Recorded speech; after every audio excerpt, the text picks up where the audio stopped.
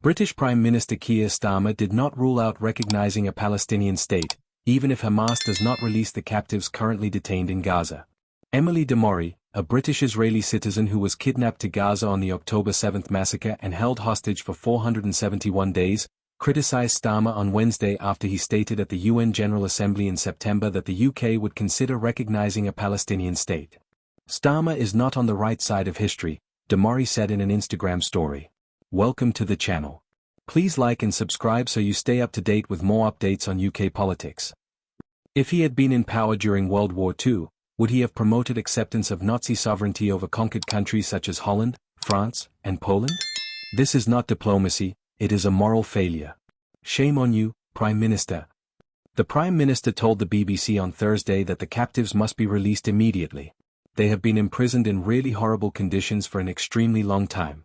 And therefore it is absolutely necessary, he said, adding that the situation in Gaza must change. The situation in Gaza must change, there is a humanitarian catastrophe.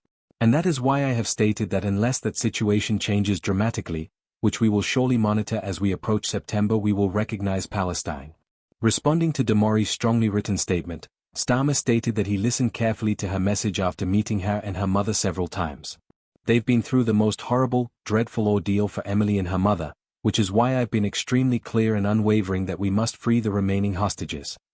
Keir Starmer plans to recognize a Palestinian state unless Israel agrees to a ceasefire and two-state solution, even listening to Hamas prisoners. The Prime Minister spoke with the liberated British-Israeli Emily Demori, who was kept hostage by Hamas for 471 days. She accused him of moral failure for recognizing Palestine as a state at the UN in September. He emphasized the need to liberate hostages while also addressing the humanitarian crisis in Gaza and promoting a ceasefire. During a visit to Swindon on Thursday, the Prime Minister told ITV West Country, "I particularly listened to the hostages, Emily Demori, who I've spoken to, I've met her mother a number of times, and they've been through the most awful experience for Emily and her mother. And that is why I have been adamant that the remaining captives be released. That has been our position throughout, and I completely understand Emily's horrific experience. We must address the humanitarian crisis in Gaza, where children and babies are starving due to a lack of aid. In September, we will assess the situation and recognize Palestine before the United Nations General Assembly." Demori has stated that Starmer is not standing on the right side of history, and that the decision has deeply saddened her. The government has not stated explicitly if Starmer would require the release of the remaining captives captured on October 7 before agreeing to Palestinian statehood. He plans to evaluate how far both Israel and Hamas have met the steps we set out before making any decisions. Jonathan Reynolds, the business secretary, suggested that Hamas was excluded from negotiations for Palestinian recognition due to their status as terrorists rather than government officials. Speaking on BBC's World at One, he stated that the UK will not engage in a to and fro with Hamas on the recognition plans. Reynolds told reporters, "We have long requested that all captives be released and that Hamas have no future involvement in the governing of Gaza or a Palestinian state. We do not negotiate with terrorists. Hamas are terrorists, which is why we don't go back and forth with them about what we expect them to accomplish. That is absolute in terms of our request." According to two government sources, the demands on Hamas to rescue the hostages and sign a ceasefire remain unaltered and unconnected to Palestinian statehood recognition. On Thursday, the administration clarified that its recognition of Palestine complies with international law, despite worries from peers that it did not meet the legal requirements.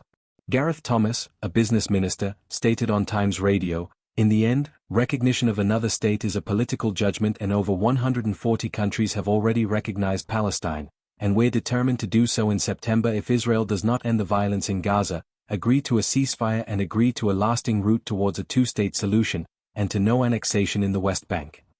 On Thursday, 40 members of the House of Lords, including prominent attorneys, wrote to the Attorney General, Richard Hermer, contesting the Prime Minister's declaration.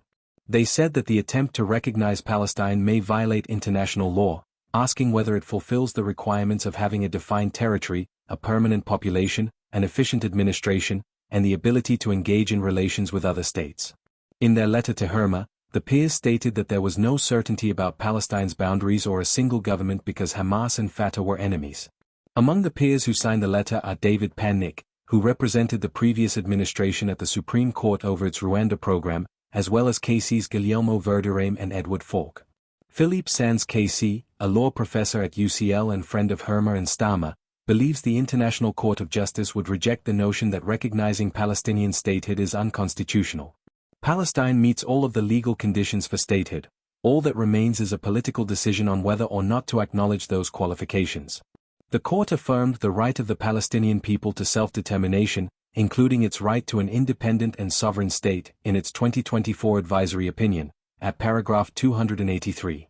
The court made no indication that the right to an independent and sovereign state was conditional or reserved for the future.